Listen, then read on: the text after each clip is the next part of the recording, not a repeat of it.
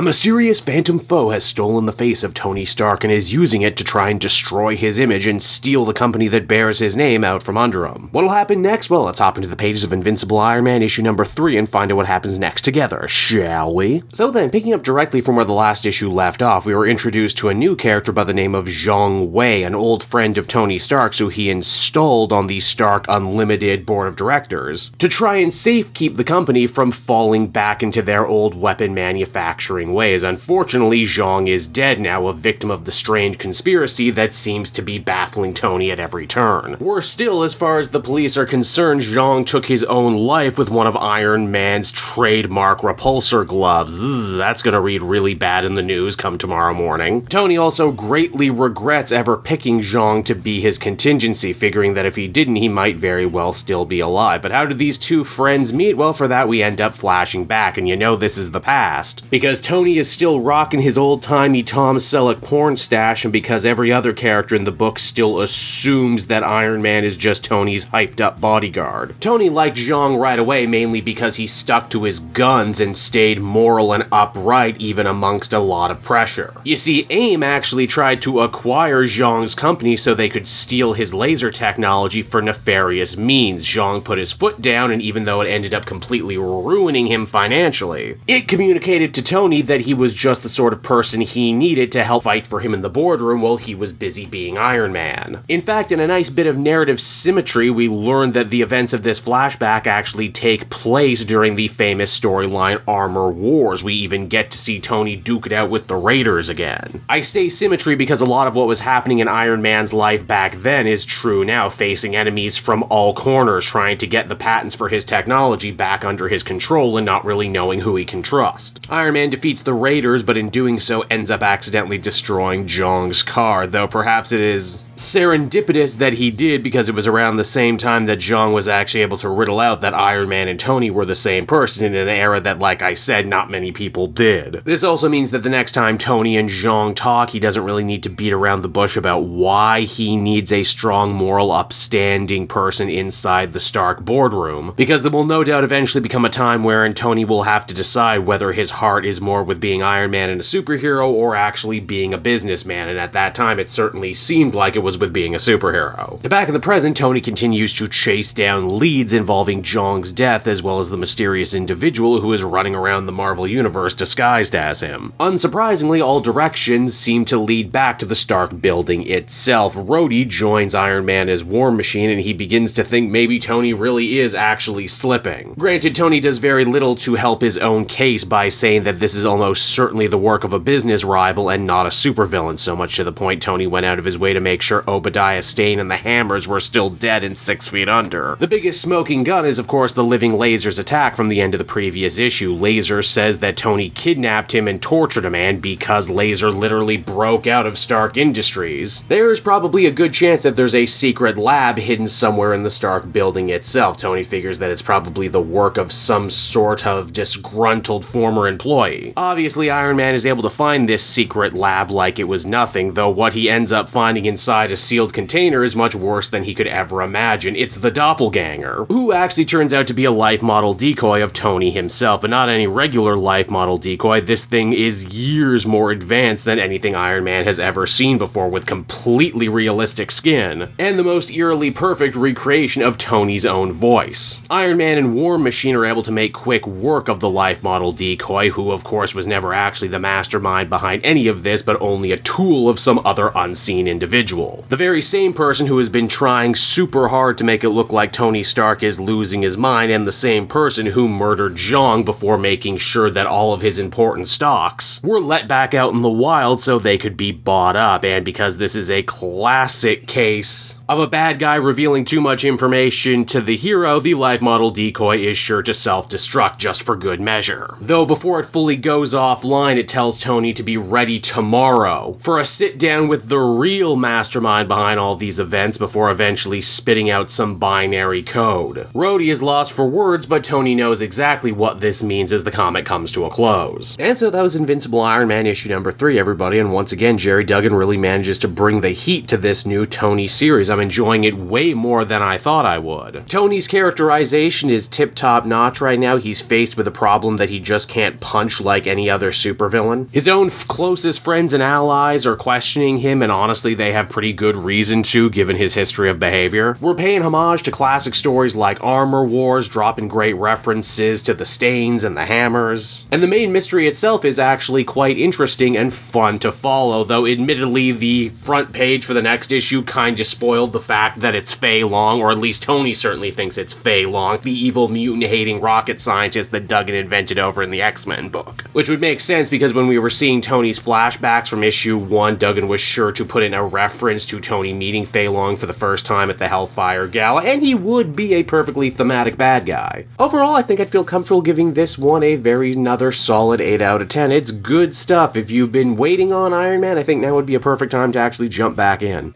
Hey there everyone, it's your pal Cape Joel again, and if you're seeing my face right now, that means you watched to the end of the video, and I'll always be grateful for that. Retention helps in this crazy YouTube game, and so does becoming a patron. If you head on down to the description, you can find a link to my Patreon page. Recently just redid all the tiers, a lot of cool stuff offering up there, exclusive commentaries, exclusive polls, behind the scenes concept art for Capes and Quest, that's the brand new D&D show I've started soon. Never been a better time to become a patron. You can become a patron for as little as $1 a month and help the channel grow and, help me continue to deliver content like what you just saw. So I want to thank you all, and I will see you again next time. Bye-bye.